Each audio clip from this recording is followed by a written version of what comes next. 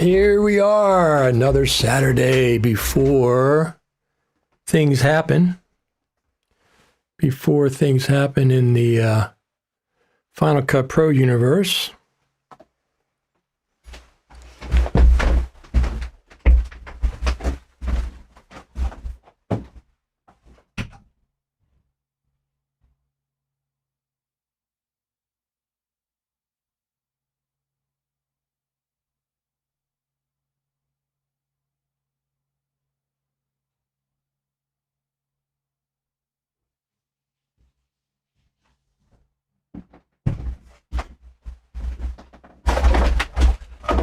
There we go. Back. This is the backyard. Look at everything from all the weather. Look at the birds. All the leaves are coming down. Good old leaves coming down. Marcelo, are you coming to the Creative Summit this year? You were there in 2017, I think. I met you in 2017. Are you coming this year? We had a few things that happened this week in the world of Final Cut Pro. They had the Mac event.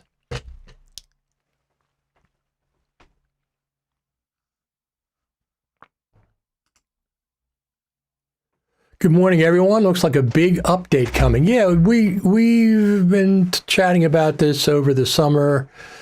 You know, I'm saying Final Cut Pro 11, so it'll probably be a big update. At least that's what we're kind of expecting. I mean, I don't see why it wouldn't be. We've only had one update in 2024. 10 months, one update, and one bug fix in 10 months. So we're way overdue for a big update. So let's look. I'm saying it's going to be 11. If it's not 11, I'm not going to be disappointed. But my best Final Cut Pro detective work says it's going to be 11. So I have to see. Hello from Montreal, Quebec, our friend Daniel. And Sean says magnetic mask auto captions coming. Plus, listen, Apple announced last year Vision Pro editing in Final Cut Pro. They announced it for 2024. That's going to be one of the items. Lots of exciting news for Final Cut Pro users wondering if this update will only run on Sonoma and Sequoia. Some of the features will always require the latest Mac OS and sometimes the latest hardware. Some of the features, but a couple of the features. The majority of Final Cut Pro should run on a couple of generations back as far as Mac OS goes. Magnetic mask rotoscoping, perhaps? That's what everybody's perhaps saying. Marcelo said he went in 2018, but not this year, unfortunately. Hopefully next year. That's when it was, 2018. So,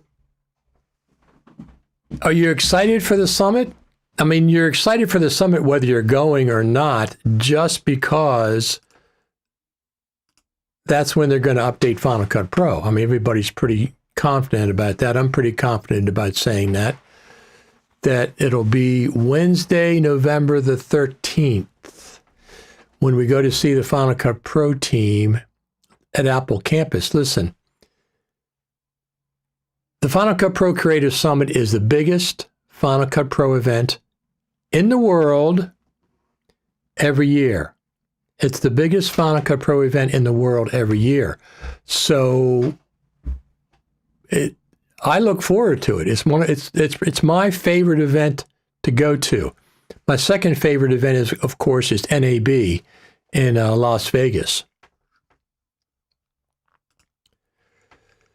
The new Mac Mini Pro is really tempting and might be the reason I am finally going to buy an external 5K monitor for my 16 Pro M1, as I have found great deals on a height-adjustable Samsung.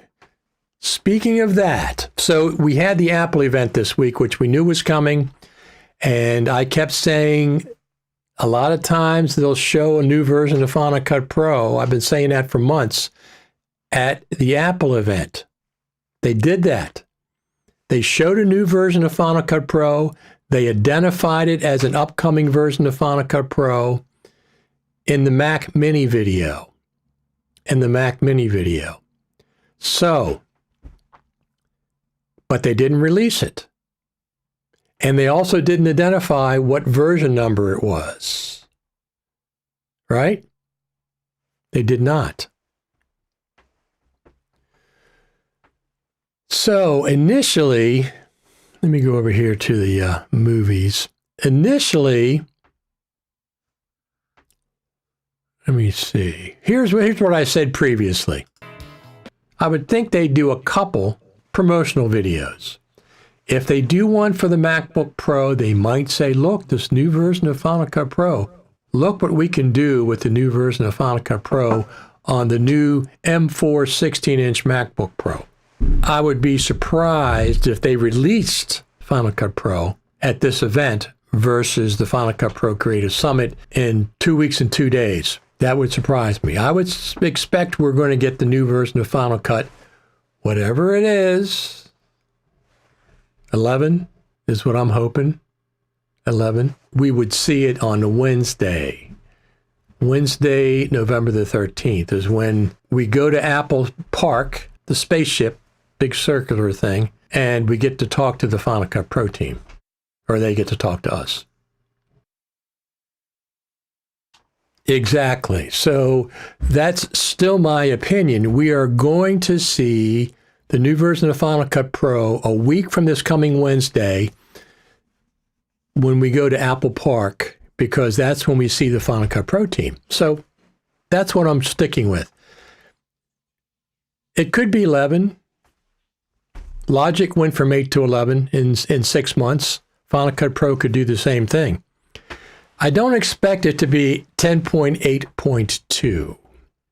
It seems like there's going to be too many features updated. So hopefully it's going to be version 11, but it would have to have a lot of new features, right? Not just a couple of features, the ones we've seen, but more. So we know of 3. Vision Pro editing in Final Cut. Vision Pro video editing in Final Cut. Apple announced that last year. They said it's coming out in 2024. This will be the time. That's one feature. Most of the editors don't care about that. Most of the editors, Final Cut Pro editors, I took a poll on Twitter, 80% didn't care about the Vision Pro editing. I really don't care about the Vision Pro editing other than for the people that want it, I want it for them. I don't want it for myself. The majority of people don't want the Vision Pro editing. We're not going to be editing Vision Pro video. So the majority of us don't want it, but I still want it for the people that want that feature. So that's fine. The second feature is that auto captioning thing in the drop-down menu they showed, and they also showed a magnetic mask. Whatever that is. They also showed a magnetic mask.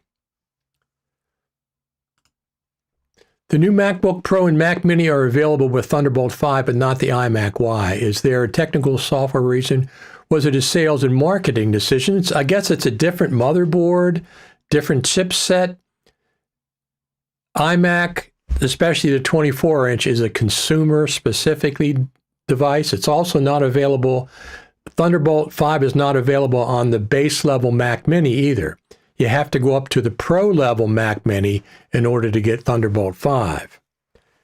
That's one of the main things that I'm excited about with these new Macs is Thunderbolt 5. It's dramatically 3 times faster than Thunderbolt 4 on paper. Now, if you don't have a Thunderbolt 5 peripheral, it doesn't make any difference, although it is backwards compatible.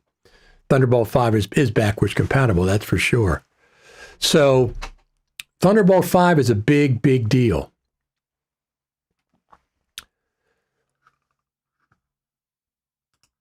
With all those OS upgrades and hardware upgrades, getting a big Final Cut upgrade will be great.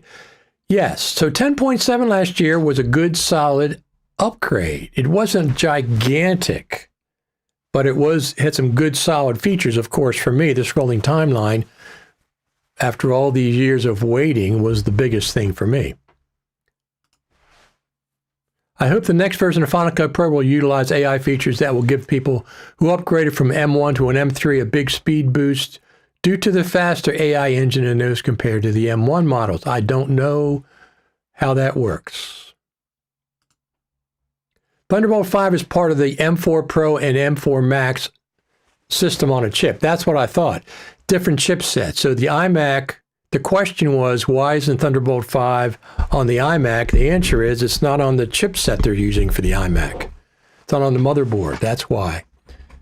But the iMac is, especially the 24-inch, is a more consumer-level machine. The base-level Mac Mini is also more consumer-oriented, so it doesn't have it. You got to go up to the Pro, the Mac Mini Pro, in order to get Thunderbolt 5, which, listen, here's what I did. When they first introduced the M4 Max last week, I went out and ordered a M4 Max MacBook Pro, space black. I put in my M1 Max MacBook Pro to trade in. They offered $1,335. I said, that's fine. And it brought the price down to a reasonable amount.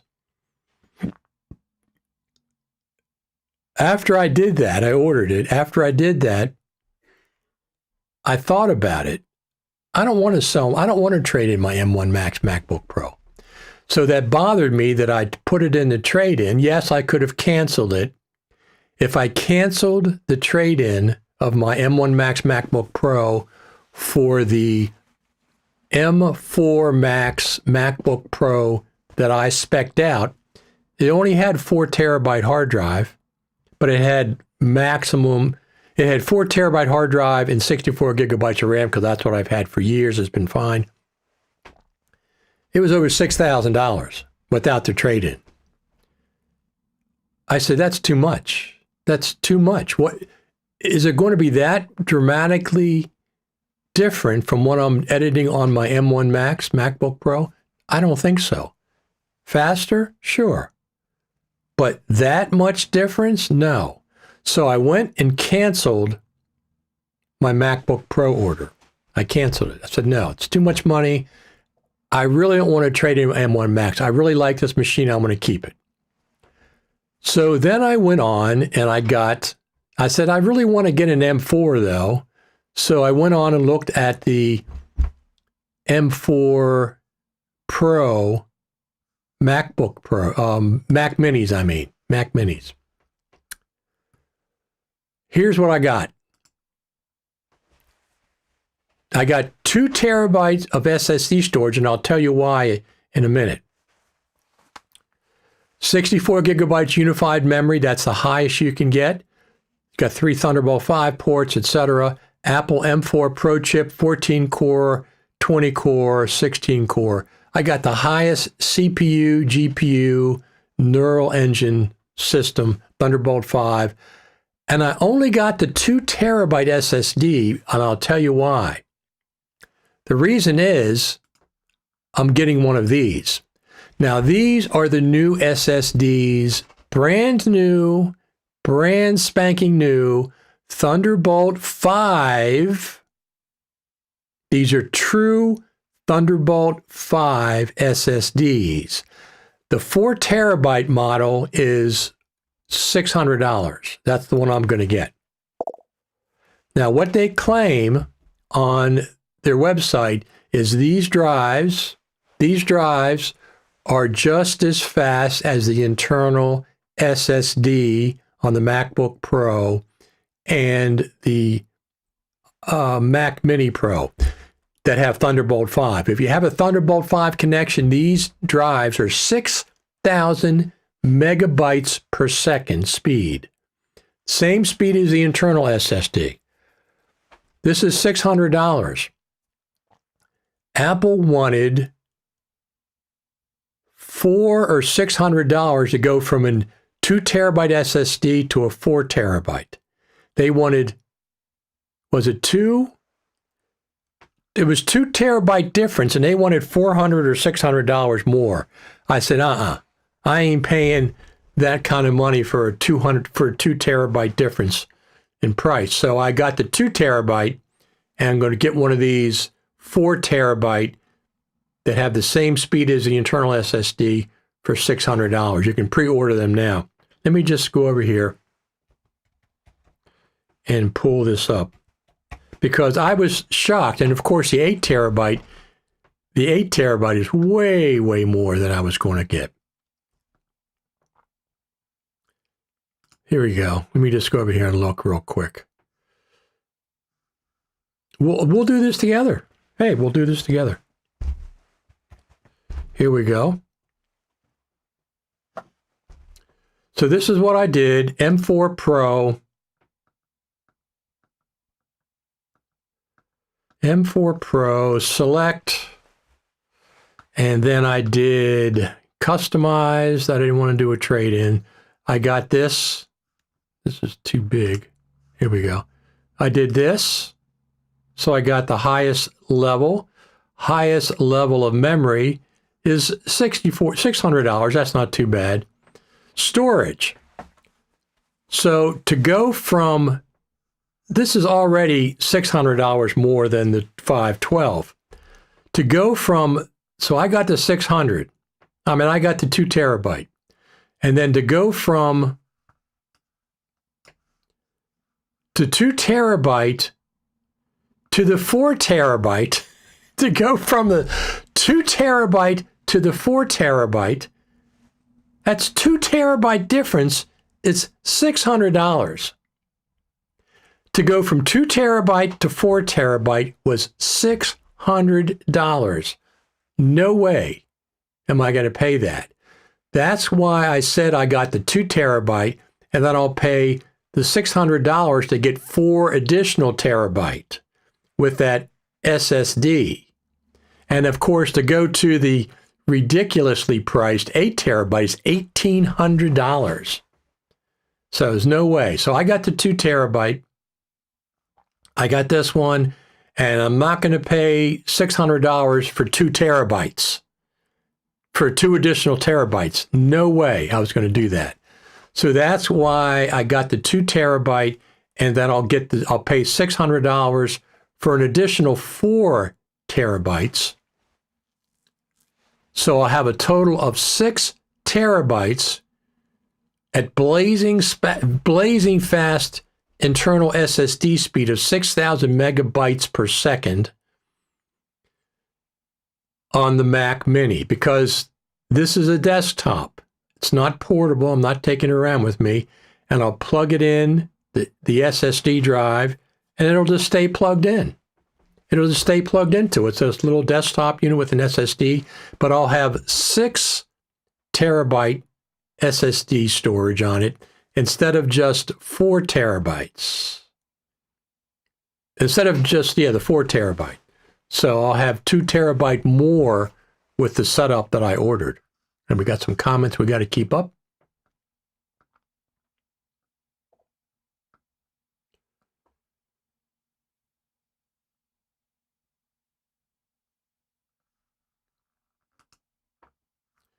You canceled your M4 order. What would their next version of Final Cut Pro have to offer speed-wise on an M4 for you considering upgrading?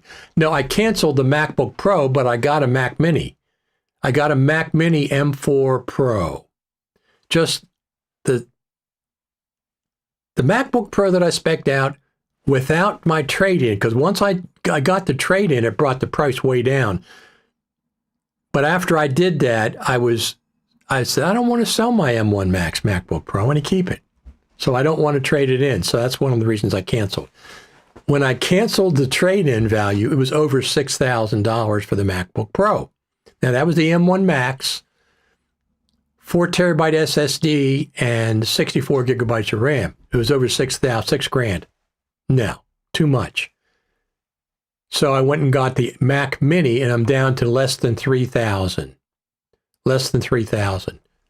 Half the price. It's going to be similar type of performance.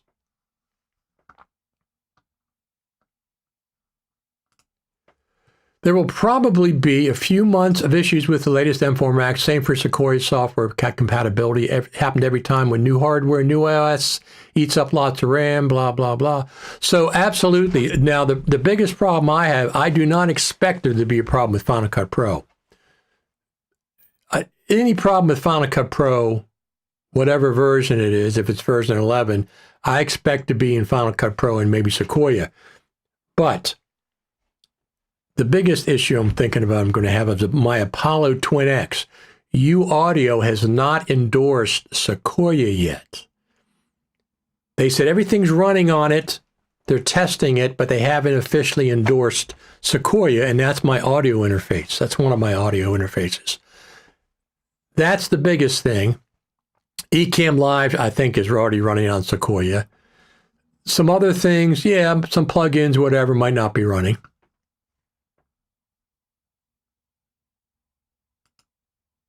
The new MacBook Pro benchmarks are impressive, but the real-world use is the test. Also, I need ports, lots of them.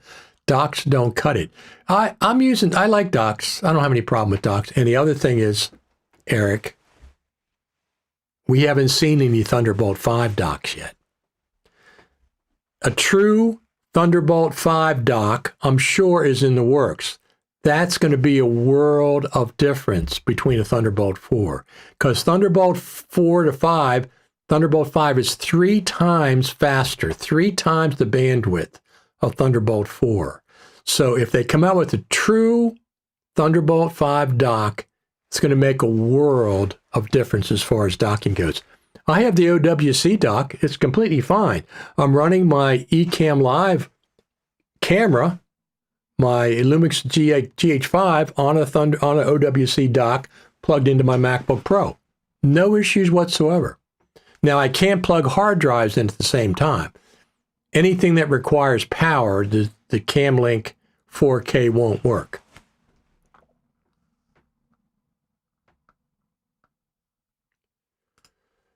Most who tried M3 over M1 do not really see a lot of difference in speed. M4 is another level, though. Still, video editing does not need more than the M1 Max in most cases, correct? But so the arguments for M4 rely heavy on AI, although it's so much different from most users besides gaming. But the bandwidth of the RAM is twice as fast. The bandwidth of the RAM is twice as fast from, I think, M3 to M4, or the low-end M4 to the Pro level. The bandwidth, so there's a lot of reasons why the M4 is going to be fantastic for editing. Is it going to be 3 or 4 times the speed? No, just going to be more fluid. It's going to be export faster, hopefully, and some other things. But the point is, I wanted an M4. The MacBook Pro is too expensive. There's 3 reasons why I switched from the MacBook Pro, which I originally ordered, to the Mac Mini. Number one reason was the price. $6,000 versus less than $3,000. So half the price for a similar performance. Number two is I originally considered trading in my M1 Max MacBook Pro, and I instantly regretted that. Now, of course, I canceled, so it didn't take effect. But as soon as I thought about it, I said, you know what? No, I want to keep my MacBook Pro. So that's the number 2 reason. Number 3, here's the other reason. I use my M1 Max MacBook Pro 98% of the time. I use it as a desktop, like I'm doing right now. I don't use it on the road. I don't use it. Only time I take it on the road is for the Final Cut Pro Creative Summit, which is coming up, and NAB when I go to NAB. Other than that, it just sits on my desktop. So I didn't need a new MacBook Pro. I don't need it. I don't use it. If I got a job that required me to use a MacBook, I would buy it at that point. But I don't. That's not the case I'm in. I use it as a desktop. The Mac Mini is a desktop. That's why I got it and saved $3,000. I already have my monitors.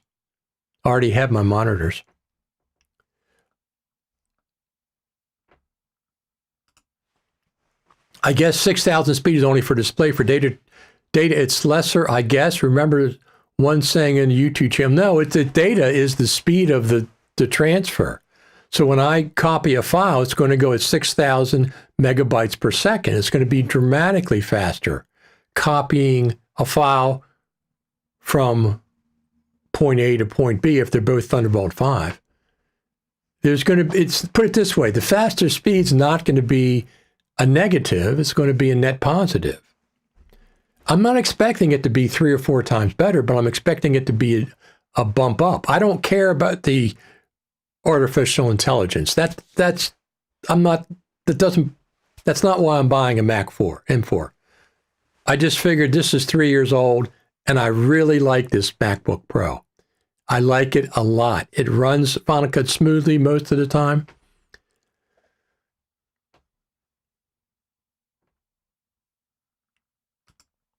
I'm working on an 8 terabyte NVMe external drive on my MacBook Pro Max 2021, and I can achieve 3,000 megabytes a second. And I would do with the Mac Mini you ordered and try those drives you were talking about. They both have to be true Thunderbolt 5 in order to achieve the 6,000 megabytes a second. Now, OWC is claiming this is real world speed, not just on paper. If it's not, if I get it and hook it up to my Mac Mini and it's not, it's going back. Apple treats storage like it's a luxury. I'm sure there's a reason why it costs so much, but I'm not,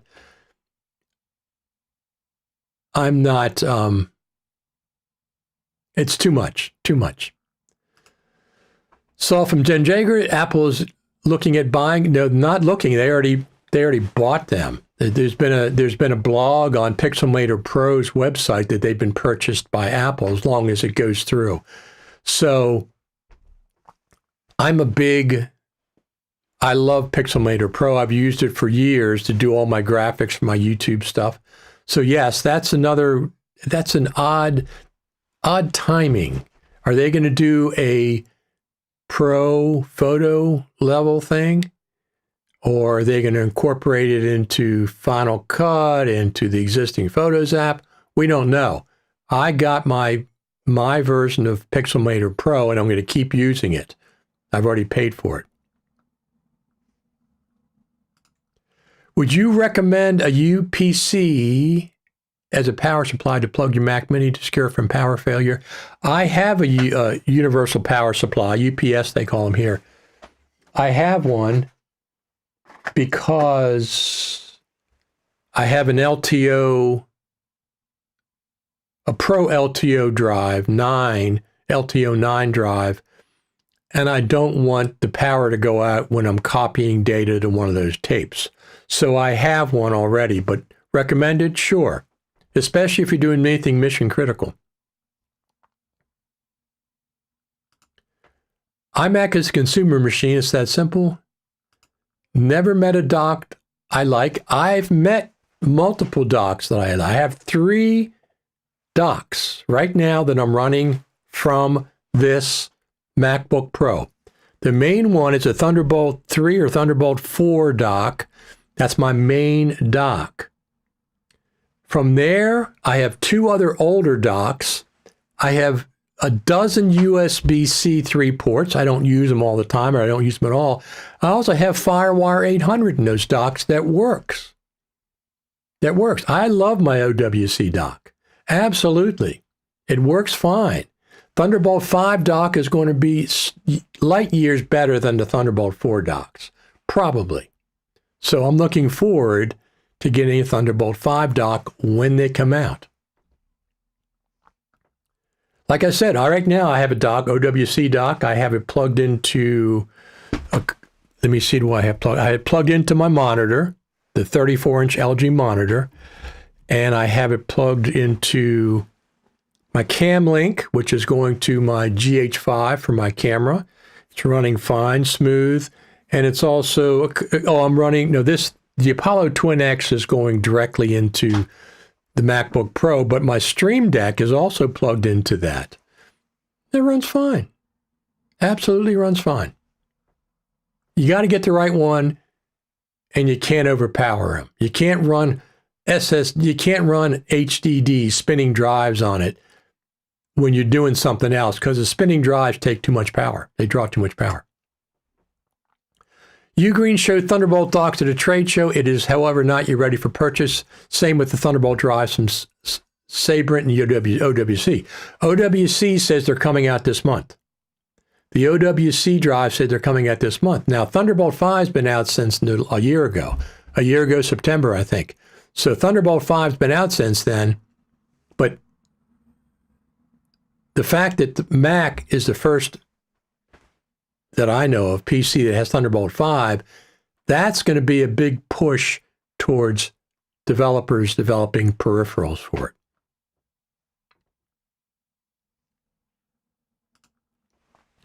When the M4 Studio comes out, I'll have to decide if it's worth moving from my M2 Ultra.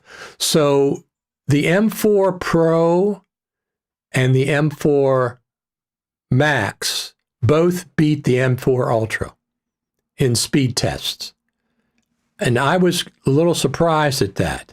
But both the M4 Pro in the Mac Mini and the MacBook Pro, and of course the M4 Max, which is one step up, both of them are beating the highest level M2 Ultras. So, and they're not Ultras, and they're beating them. RAM is ridiculously expensive. RAM is not as expensive as the SSDs. SSDs are the killer. I've had 64 megabytes of RAM since 2021. I've never had any problem with it. I usually don't run out of RAM. Once in a while, if there's a memory leak in something, it'll run out. But RAM is not as much as expensive as the SSDs. The SSDs are the worst. No, it's megabytes a second. It's megabytes a second. Cannot be. That's what they say. Megabytes, not megabits. Let's pull it up. I'll pull it up and show you. Let's do this.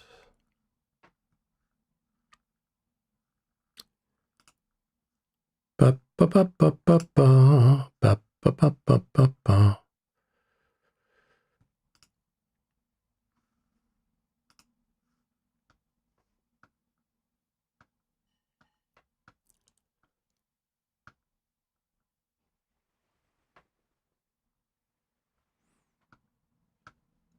It's extremely, extremely fast. Here you go. 6,000 megabytes, capital M, capital B, a second. Thunderbolt 5. Over 6,000. And they're saying that is real world speeds. Not theoretical on paper, but real world speeds. It's not megabits per second. 6,000 megabytes per second. 6,000 megabytes per second. And if you use one of these drives on Thunderbolt 4, it gives you maximum speeds. Not theoretical, maximum speeds. Megabytes per second, not megabits per second.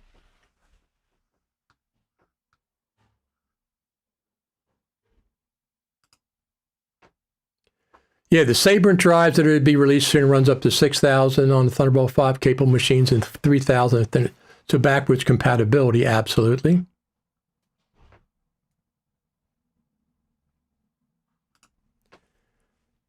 I understand your points. The reality is there are very few pro projects that cannot be edited on. You're absolutely correct.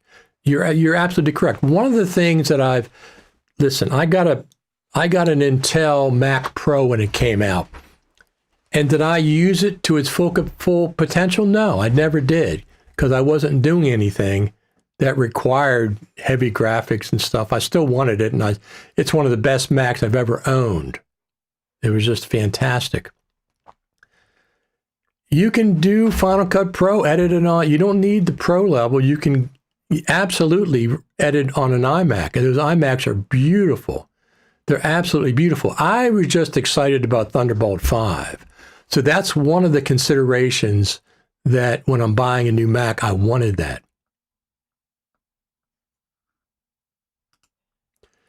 Good morning, Rich. Just woke up and very excited. I'm getting the Mac Mini, so it's awesome looking. You can hook up monitor using HDMI.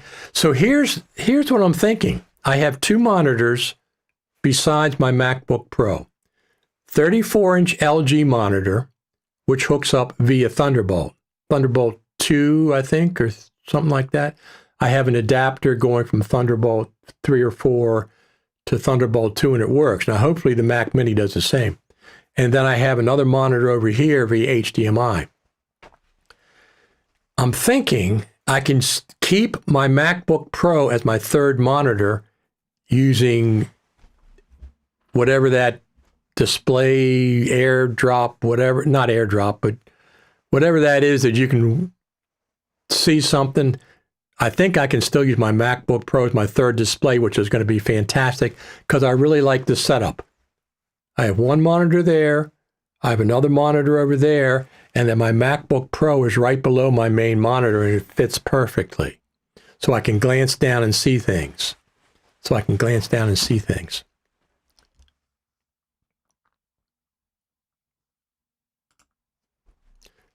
I am curious what Apple plans to do with Pixelmator Pro. You and me both. Especially the timing of it. Why didn't they get it over the summer? Why didn't they get it months ago? They just acquired it. Pixelmator Pro is a fantastic app. Number one is I have it on the App Store. That will continue to be available. They're not going to just take it off the App Store and say, you can't get it anymore. I paid for it. It's mine. It's perpetual license. So we'll have to see. I mean, maybe they'll use some things in Final Cut. Maybe they're just going to do. Here's what I think that Apple should not do. Final Cut Pro team, this may or may not apply to you. Don't do a Pro photo app and make it subscription. Absolutely not. If that's what you're thinking of doing, forget it. Forget it. If you're going to incorporate Pixelmator Pro into Photos, which is free, or you're going to incorporate Pixelmator Pro, take some features out for Final Cut Pro, that's fine. Don't give us another subscription app. That's ridiculous. We don't want them. You've heard your customers tell you that. We don't want subscriptions. Okay? Don't want them. All right, so let's go over here. Let me see what I got. So I played this video already. Let's try this one. Let me see what this one is. This is the Apple. I'm going to pull my picture up big. When the Apple announced. For tasks like speech-to-text processing. So you can use AI to instantly apply video effects. So there's when they talked about, what does it say?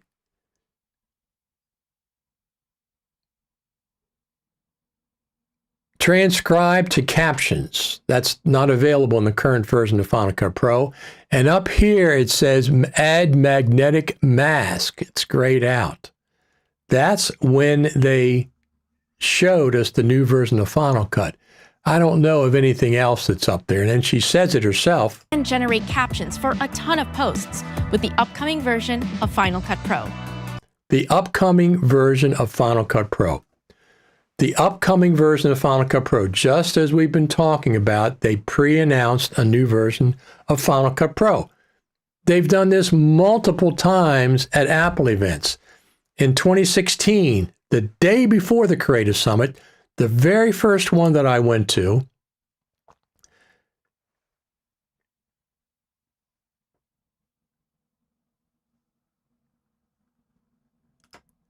the very first one that I went to, wow, that was interesting. Stopped.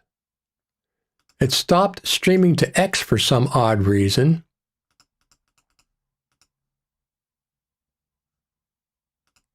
I just got an error. So X, well, of course you don't know, but for some reason it stopped streaming to X. Let me see what's going on there.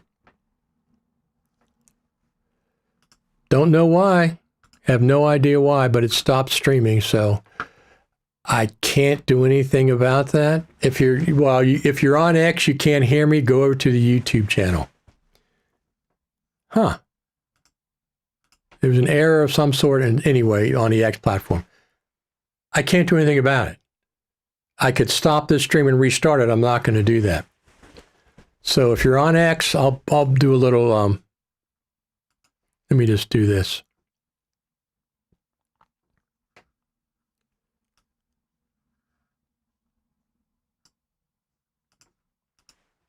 I'm going to just post on X.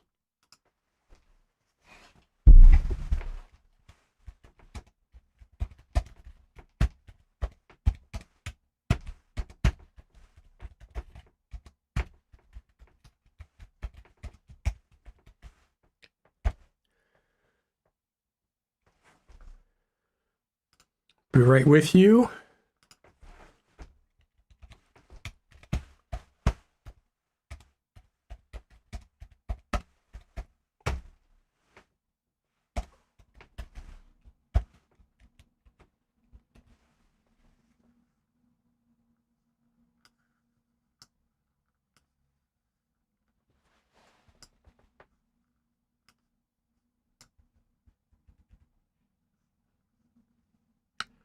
I will be right with you.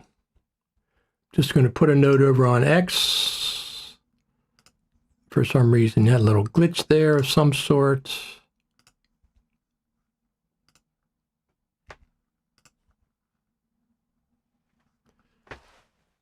All right, just post it over there. For some reason, X stopped streaming for some reason. Nothing I can do about that without stopping the stream and restarting, which I'm not going to do. A YouTuber from Switzerland who likes Pixelmator just as much as you hope that Apple bought it to keep it alive, and you fear Pixelmator cannot keep the current business model viable. Well, that's possible. It's a great app. I mean, I don't mind paying for an update for it every once in a while. I don't want a subscription model, though.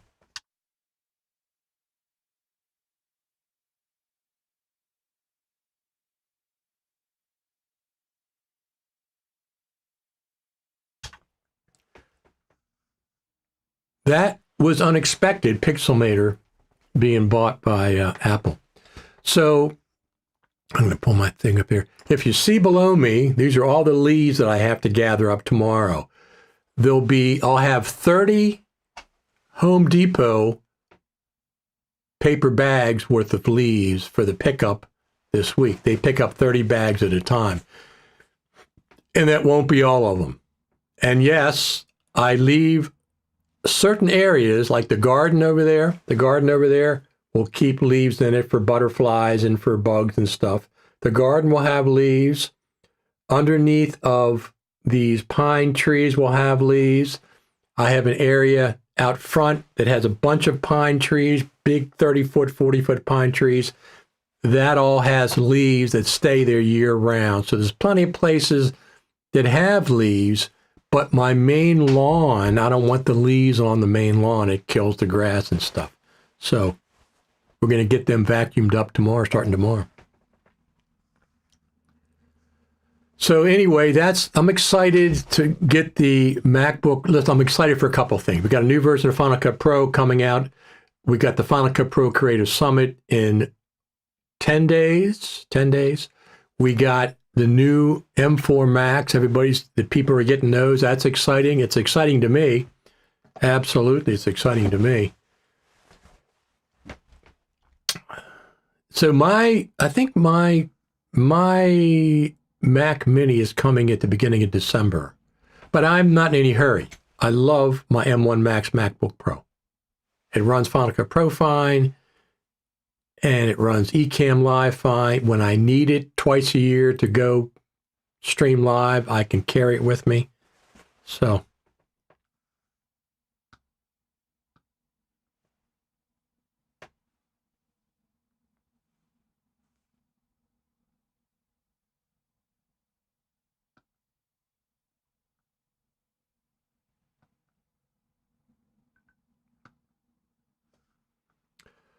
that's it for Final Cut Pro stuff. I mean, Is anybody going to the Creative Summit besides me on this stream?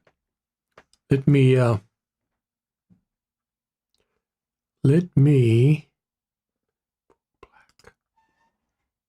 So this is a little typical scene at the Creative Summit. This is a tips and tricks session from last year. We have Steve Martin up there, Mark Spencer, Jen Jager. Who else is up there? Dylan, the Final Cut Bro, is up there, giving tips and tricks. Abba Shapiro also is up there. They were all giving tips and tricks for Final Cut Pro. That's a very popular session, but weirdly, it's not listed yet. And I think that's one of the most popular ones. Let me go over there.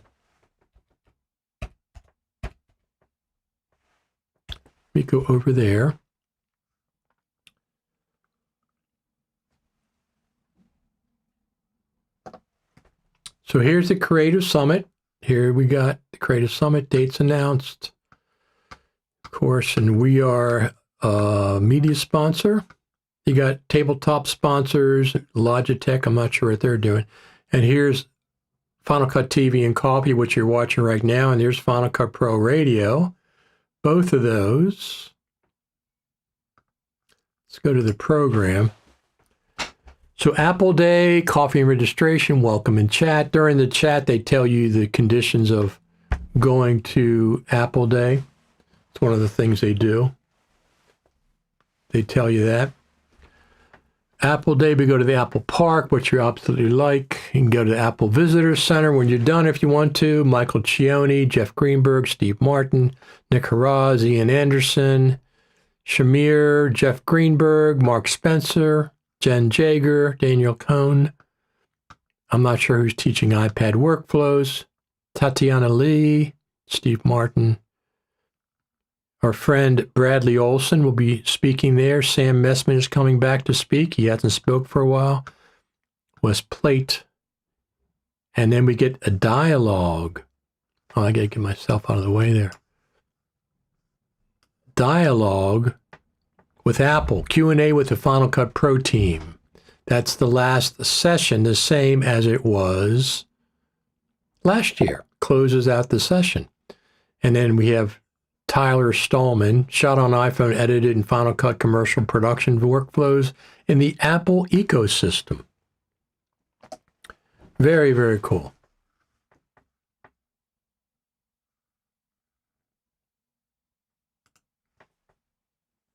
You know I'll be there, absolutely. Brett's going to be there. I met Brett last year for the first time.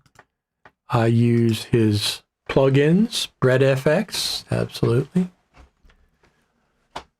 And our friends, I want to mention them, our friends Philip and Greg. Philip and Greg, this is a good point. Save your custom keyboard sets before upgrading. I forget that too often. I keep them in iCloud and Dropbox. I export my Logic custom keyboards, my DaVinci Resolve custom keyboards, and my Final Cut Pro in both iCloud and Dropbox, so I have access to them everywhere. There's some other things from Logic that I keep there, channel strip settings and stuff like that. Let me just go over here real quick to our friends Philip and Greg.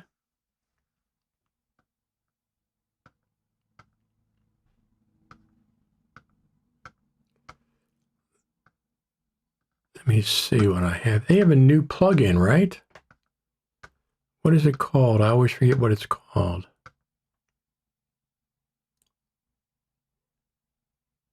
Our apps. Let's go over here.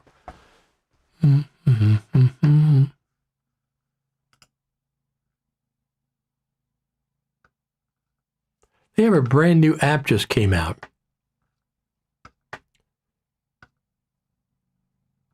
Something to do with texts and titles and stuff.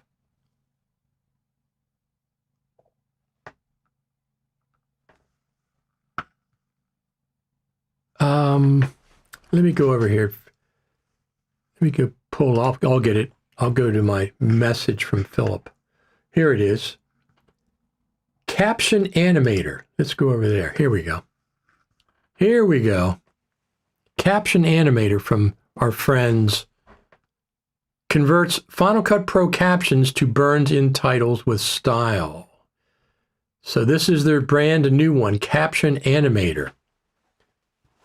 I'll be like to get a little bit of a demonstration from them at the Final Cut Pro Creative Summit. They're going to probably, I'm not sure if they have a tabletop or whatever. So it's available on the App Store, $14.99 until December 31st, normally $19.99. So let's go on the App Store. There it is. Oh, it says update. I already have a copy. It says update. So it's on the App Store, Caption Animator, from our friends Philip and Greg over there at Lumberjack Systems. Absolutely.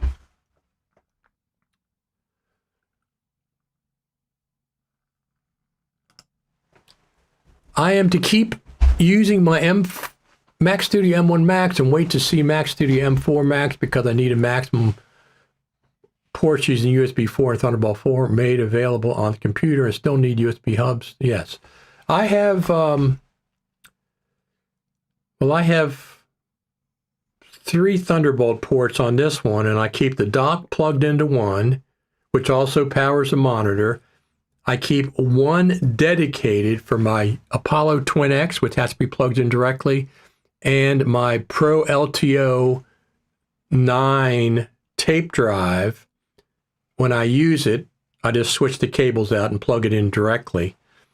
Other than that, oh, and I have a RAID. I have a Flex 8 RAID that has to plug directly in. So one of my Thunderbolt ports plugs into the dock and a few other things. The other 2 are available for native Thunderbolt devices, but I just plug and unplug. Why USB Thunderbolt docks are so limited in number of ports I can't use daisy chain workflow and settings. That's the limit. It's not the docks. It's the limit of the connectivity. If it's USB or it's Thunderbolt, that's the most it can handle. Thunderbolt 5 is going to be different. Thunderbolt 5 is going to allow a lot more connectivity when they get a true Thunderbolt 5 dock. OWC or somebody else is going to have those. Chris, you're coming to the summit. That's fantastic. Make sure you introduce yourself. That's great. Did you use FCP Radio TV for a discount code? Brett said he was close. Chris Smith says he'll be at the summit. First time going. I'm pretty excited. So make sure that you use the discount code if you're going to the summit, which is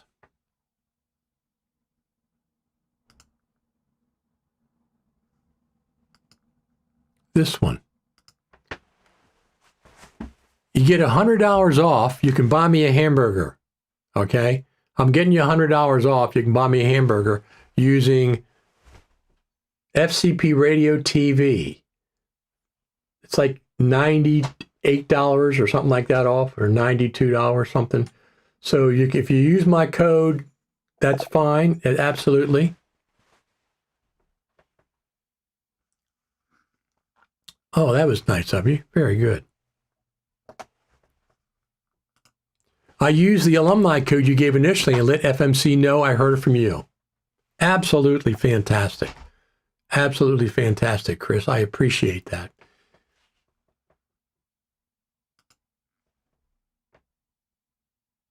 I have an old TV with HDMI I can use as a monitor to edit, etc. Fantastic. So this is going to be a good summit. Last summit was really, really good. Let me see if I can reconnect up there. Stopped. It doesn't let me reconnect for some reason. For some reason, X stopped streaming. First time I've had that happen. And now we're just streaming to Facebook and YouTube, which is fine. But we have a big audience over on X. So if you're on X, Let me know if you're watching on X.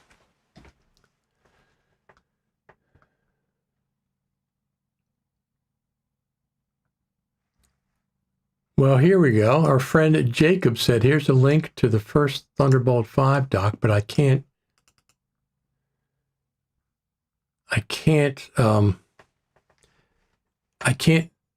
hold on a second. I can't do that. Let me look it up. Here we go. Let me see if I can copy that.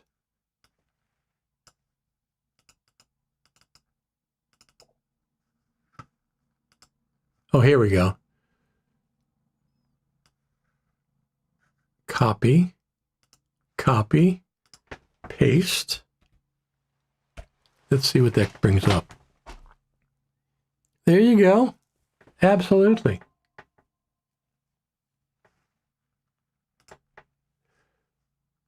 So our friend Jacob, who's on top of these things, here we go. Here's the first Thunderbolt 5 dock. Not bad price. Kensington docking station dual supply for MacBooks. Look at all the connectivities. See what it has. Oh, I got to do this down here.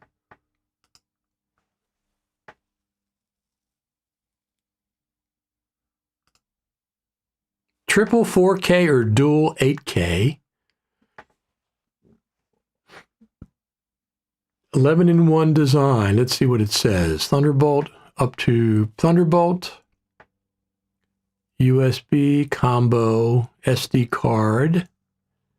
The other side is Thunderbolt up to 15 watts. So it has a bunch of stuff. Yeah, that's a good deal. I mean, that's certainly very, very interesting. I'm going to wait until I get my, I'm going to copy that link though, keep it over here. But I'm going to wait until I get my Mac Mini before I buy a dock. Speaking of that, don't forget, buymeacoffee.com/Richard Taylor. Support me. I'm going to copy that. Support me in my trip to the Final Cut Pro Creative Summit. Buy me a coffee. I'll get hamburgers and french fries, and I'll mention your name for supporting me. We got a bunch of supporters already, of course. Let's go over here. We've got a bunch of supporters already that have bought lots of coffees. Eric Emmerich, Danielle Jorid, FSK Shots, Daniel again, Seymour. We got some people that buy 2 and 3 and 4 or 5 coffees. Stefano, Eric Emmerich again, Daniel again, Jonathan Kesselman, a lot of people. Listen, it's really neat that you buy coffees. I mean, it's really, really nice. But anyway, support me going to the Creative Summit. That's how you can support me. Here's my plans. Next week, this coming week, I'm going to be doing some test live streams, testing my audio, testing some equipment and stuff. Short ones. I'll just pop up live on the YouTube channel, and I'll test this live stream setup, these microphones, because I'm not going to have my good studio mic with me, of course. I'm going to be using I'm going to be using my DJI Mic 2s, of course, but I'm also going to be using these. This is the Boya setup, which is really, really cool. It imitates the DJI. Everybody imitates them. It records 24-bit internally. The quality is really, really nice. So I have two sets of these now, so I can interview up to 4 people, 3 plus myself, and have independent audio for each. But anyway, they'll be coming with me. the DJI mic, etc. But I'm going to be doing pop-up live streams next week. Set up my live stream setup. Just pop up live, see how things are going, listen to the audio, and I'll probably just take those down once they're up. So if you want to watch some of those, just subscribe to my YouTube channel. That's how you do it. We're looking forward to seeing the Final Cut Pro team. The Final Cut Pro team watches these live streams. Thank you for the work you're doing. Thank you for the update coming 10 days. It's a week from Wednesday, a week from this coming Wednesday. But I'll be getting into the Juniper Hotel. Tuesday. So I'll see if I can set up a live stream at that point. I'm not sure schedule-wise and stuff how it's going to work, but I'll try to do at least, I'm going to do multiple live streams where I'm actually live in the lobby, live at the expo night. That'll be the biggest one. Maybe live in the bar. They have a bar there. Maybe I'm going to go live in the bar a couple nights. But I'm also going to be doing them from my hotel room at night. And the biggest one will be the hotel room in the morning because I'll be wide awake and freshly caffeinated, et cetera, et cetera. So maybe half a dozen or more live streams from the Creative Summit, let you know what's going on. Here is one place you can keep track of things. Over at fcpx.tv, I have a countdown to the 2024 Creative Summit. Just go to the main page and then click on, well, first on the main page, here's the link to send your request, bug reports, or feedback to the Final Cut Pro team. Just click on that link. It takes you right there. But I'm going to show you this countdown to the Final Cut 2024 Final Cut Pro Creative Summit. Click on that. This is the actual countdown to the actual time. Just bookmark the page. I also have a blog and an image gallery. The image gallery is here. Bunch of images we have up. You can go through them. There's Mike Yanovich. There's that picture. There's Chris Hawking. There's Liat, who was our bus tour one year. There we are on the bus going to the Apple campus. It's fantastic. There's the cafe in the Apple Visitor Center. We're at the top of the Visitor Center. Over there, there's the Juniper Hotel. Fantastic that we're back there, et cetera, et cetera. Let me just turn that off. So that you can go that, once again, over to the main area here. And let me see if I can get that working properly. Well, I have a blog too. So the blog is here. Here's the discount code. If you forget that.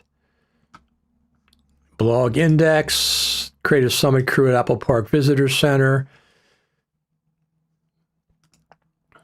Jeff Greenberg, iJustine, Final Cut Pro Creators Summit private group, blog index, and getting up summit morning, heading out. This is my checklist of things that I have to do. Feed the cats, coffee, check Twitter and Facebook, 2-mile walk, double check bags before I head out to the airport. Just go to the main page, fcpx.tv. Very, very cool.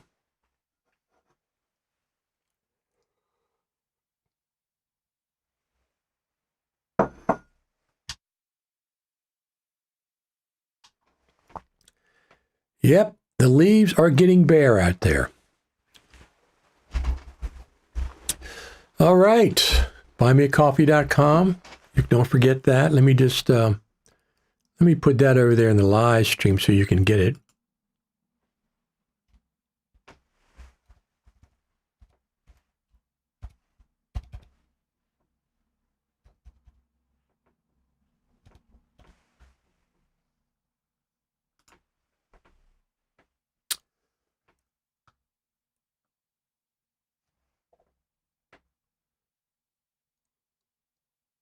There it is. It's in the live stream. Here we got another comment here.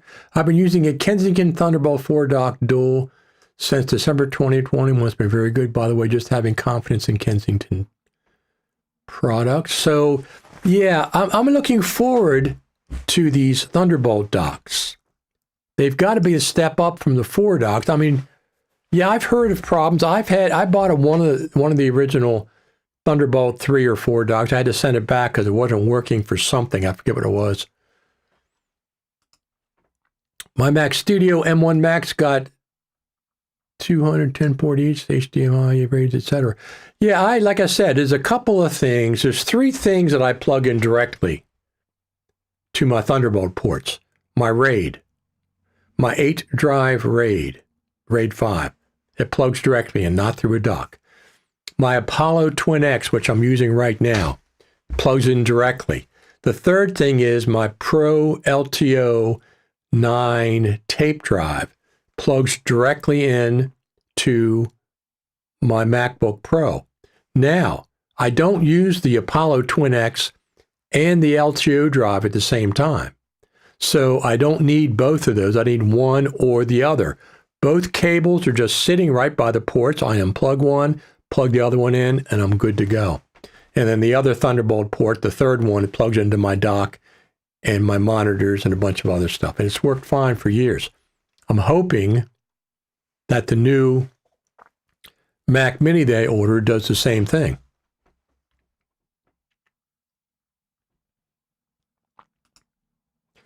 So my need is ports over speed with about 12 RAIDs and 12 RAIDs?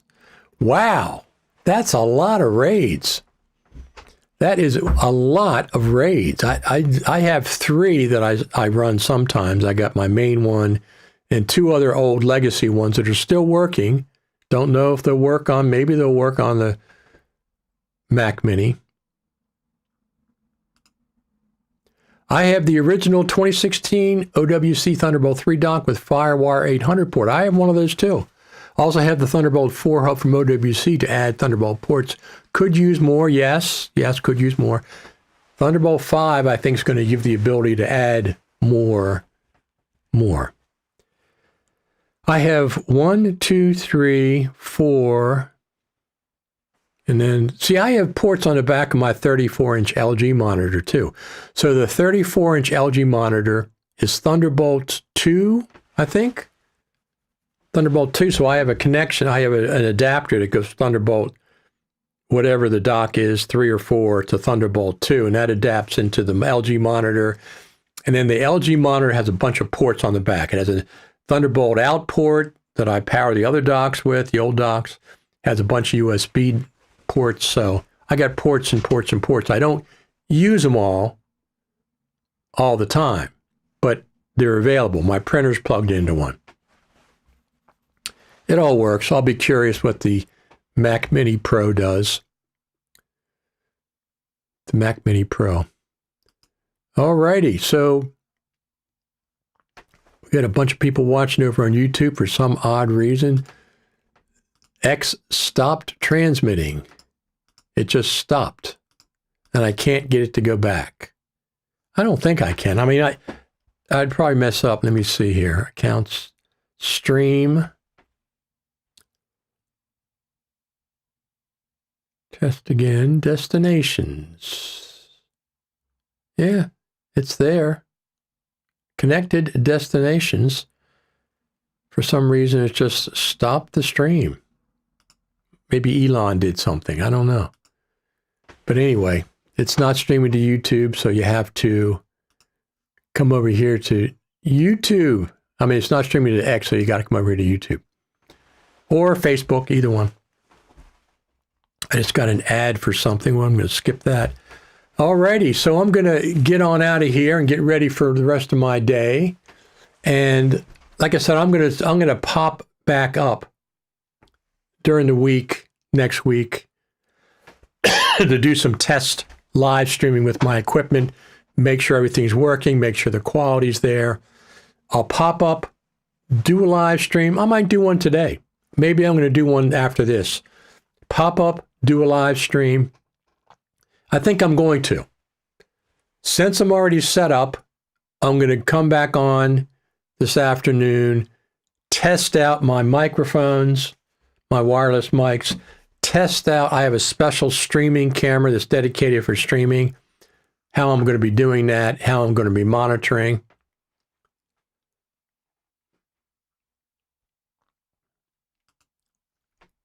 Six RAIDs normal use, 6 RAIDs is backup, but G RAIDs dual drive for a total of 224 terabytes, all RAID 0. That's incredible. I have a RAID 5, 64 terabytes raw, 56 terabytes as a RAID 5. That's my main RAID. And I have 2 other 4-drive RAID 5s, but I don't run them all the time. I like RAID 5s. They're fine for me. But I'm looking forward to getting my Mac Mini Pro, and I'm looking forward to testing out that OWC True Thunderbolt drive. 6,000 megabytes per second. Not megabits, 6,000 megabytes a second. I don't know. That's what it says. That's what it says.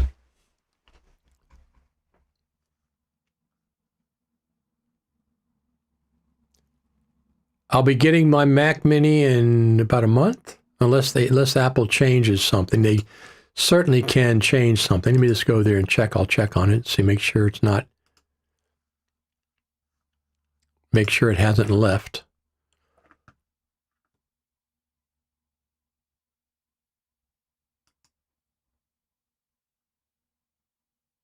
Nope, it says processing.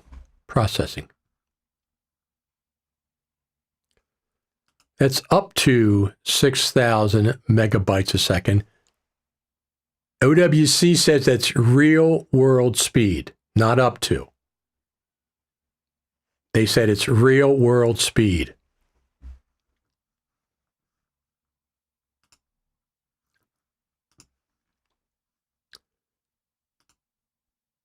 Yes, that could be true. Let me just go here to history. But let me go here.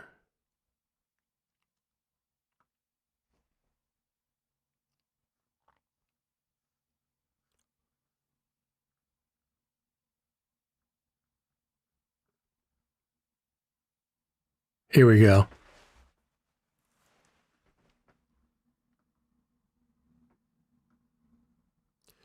So it says over 6,000. It says over 6,000 megabytes a second, 2 times faster than Thunderbolt 4 and USB 4. And let me see, they have a speed test here. Here it is here. Speed test of the actual speed testing. I mean, the thing is, I'm not going to worry about monitoring the speed all the time. I'm just going to make sure it does that, what they say. And it's got a very heavy, this is all aluminum, I think, a heat sink and stuff. We'll have to see. I mean, I'm not a spokesperson for OWC, and they're not a sponsor or anything, and it wouldn't make any difference if they were. I'd still tell you the truth. It says real world speeds over 6,000 megabits a second. So megabytes a second. So anyway, I'm not worried about if it slows down, whatever. We'll deal with the real world consequences of physics. Good evening, Richard. Too bad I can't attend Final Cut Pro Creative Summit this year. Maybe next year. Absolutely, Yari. But tune in to the live streams. Don't forget to tune into the live streams. We'll have multiple ones starting on Tuesday. Now, when I'm on the West Coast, I'll be Pacific time, not East Coast time. 3 hours difference. So be aware it's going to be a little different. Just subscribe to the channel to be notified when we go live. Till the NVM chips heat up and the speed throttles, we'll see. We'll see what kind of enclosure they've done to mitigate that. Have you read some posts say new Apple USB-C keyboard, trackpad, mouse got problems with some Mac OS S versions? The older Mac OS versions, I would think, yeah, I'm not going to get one. I would think that they could mitigate that with an update to the older Mac OS or firmware or something like that. Wouldn't you think? It can't be that difficult. I have a wireless keyboard with the numeric keypad. I got to have the numeric keypad. I don't want one of those little mini ones. I just don't like those. And I got the Stream Deck and stuff. So I'm looking forward a week from Wednesday. Thunderbolt 5 is USB 5 or 4 compatible. Yes, it is. I don't know about USB 5, not 4 for sure. Listen, this is what they say, real world speed test. If it's not up to that, we'll have to see. Alista from Jamaica tuning in. You have to rewatch, Alista. We're almost done here for today. We lost our X audience midstream. It was streaming, and all of a sudden I got a notice that X is no longer streaming. Do you want to stop the stream? And I said, no, continue the stream. X will have to find us on YouTube, as they normally do. So we're excited. I am going to do another live stream this afternoon as a test. I'm going to start testing some of my live streaming setup that I'll be using at the Creative Summit. So I'm going to pop up on YouTube, X, Facebook, but I'm not going to do a wide spread. I'm not going to spread real wide everywhere. I'm just going to pop up. So if you want to watch those, me testing things, I'll start here in the studio. Then I'll go out to where the other camera's set up because it's wirelessly transmitting. It's this camera. This is the camera I'll be using when I go to the Creative Summit. But instead of pointing outside, it'll be pointing at inside the Juniper Hotel and places. Can't stream from the Apple campus. You can't do that. I want to hear about those DJI Mic 2 settings. So yeah, you did message me on that, Sean. I forgot to message back. So I try to keep the mic setting and the receiver setting about the same. The TX and the RX, plus or minus 6 to 8 plus. For some reason, it's got to be loud to keep levels up. So yeah, that's what I normally do. Just test it out. Just test out and see what works for you. Both, I always record backup. And I switched from 32-bit, which I was never utilizing. I switched back to 24-bit, which is more than enough. I don't need 32-bit. So I switched back to 24. These Boya mics, fantastic little pack, which is half the price of the DJI, are 24-bit internal recording. The DJI are better, but these are very, very reasonable. My goal was to get into Final Cut Pro and be at -6 to -12 range at flat EQ. That's what I keep mine fairly hot. But as long as you're not talking into them like this, you should be fine. I keep mine close, 6 inches away, something like that. 6 inches away. But I might lower more because I like the music EQ. There you go. Yeah, you can't EQ and volume both. Just try it out. Just try. Here's what I do. Just do a session at 6 + 8, something like that. And make sure it's not distorting. And then bring it into Final Cut, see if it's the right volume. I go by the waveforms when I bring it into Final Cut. I go by the waveforms. And then, of course, listening and stuff. But I'm going to do some checks this afternoon. Probably it's almost 12 o'clock. I'll probably come back on about 12 or 12:30. I'm going to do a series of short and quick live streaming tests. Some this afternoon, some make during the week. Checking my live audio because I'm going to be using the DJI mic for the audio, and that's going to go back to my MacBook Pro wirelessly, and then the camera. And then the camera is also streaming back to the MacBook Pro wirelessly because I'm still going to use Ecamm Live. Still going to use Ecamm Live. That's what I did. I filmed a bunch of steps in 3. Absolutely. Sorry, today was late. Did you already talk about the company acquisition of Apple? You mean Pixelmator Pro? Yes, we did. We don't know. Richard, your iPhone translated to Ricardo. Some people call me that occasionally. Yeah, we did. We did talk about Pixelmator Pro. We don't know what that's going to be. It's going to be a new app. It's going to be a new Pro app that they're going to charge for, or a subscription. Don't charge subscription, Apple. If you have subscription, give us the ability to buy it outright as well. It's got to be more than Pixelmator Pro is now, because I already have Pixelmator Pro. Why would I do that? They're going to incorporate it into the Photos app to make the Photos app better, which is free. They're going to pull some things out to put it into Final Cut. Who in the heck knows? We don't know. It'll be interesting. Apple's a good company. Pixelmator Pro is also a good company. I've been using that. All my graphics for all these live streams are done in Pixelmator Pro. So anyway, I'm going to get out of here and say, Final Cut Pro team, we're looking forward to Final Cut Pro 11 or whatever you have coming for us. 10 days, a week from Wednesday, 1 week from Wednesday, we'll be seeing a new version of Final Cut, probably, at least a preview of it. And I'll start, once again, subscribe to the YouTube channel. Don't forget to subscribe and like over there. It's important. Keeps me going. And I want to thank everybody for tuning in today.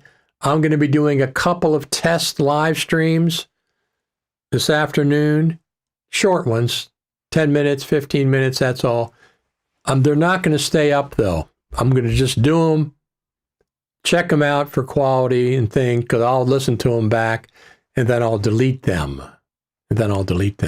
Thanks each and every one of you for tuning in. I really appreciate it. If you want to support me, buymeacoffee.com over there, Richard Taylor TV. It'll be buying coffee for the Creative Summit in 10 days. I like to get up to $100 or $200. That's a comfortable level. I think we're up to 40, 50, or 60 right now. I can't remember what. And that, buy me coffee. It's going to pay for some things. Pay for my parking at the airport. That's not exciting, but I've got expenses going to the Creative Summit.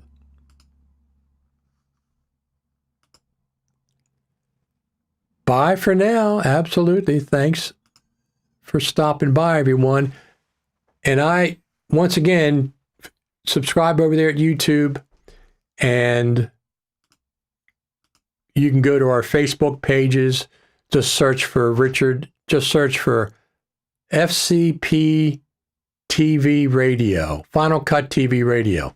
That's the best place. We talk in there all week long. Final Cut Pro tips and tricks over there on X, Richard Taylor TV, Instagram, Richard Taylor TV, Facebook, Richard Taylor TV, etc., etc. All right, I'm going to get out of here for today.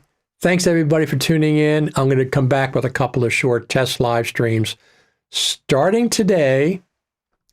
Look at that. Nice comments. You people are absolutely the best. Absolutely the best. Let's give you applause. The best live stream audience for Final Cut Pro anywhere. I'll talk to everybody. Let me get this. I'm going to finish up. And like I said, I'm going to come back on and do a couple of live streams, but that's just going to be testing equipment. Testing microphones, wireless mics, wireless stuff. I'm going to come back and do a couple this afternoon. Let me see. Do your Lumix is dual SD slots? My XD Cam have that too, but dual recording. I got two same recordings of backups and shooting scenes.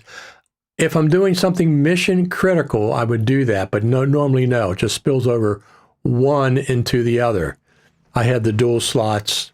It spills over one into the other. If I was doing something mission critical, I would absolutely do so it record to the same to both. So our friend Sean, He has a woodworking session over there at Instagram. He does a lot of woodworking, which I'm also a carpenter, so I appreciate. Thanks, Sean. Thanks, everybody, for tuning in. I will be back this afternoon for some short ones, but I'll talk to you later. Thanks for tuning in.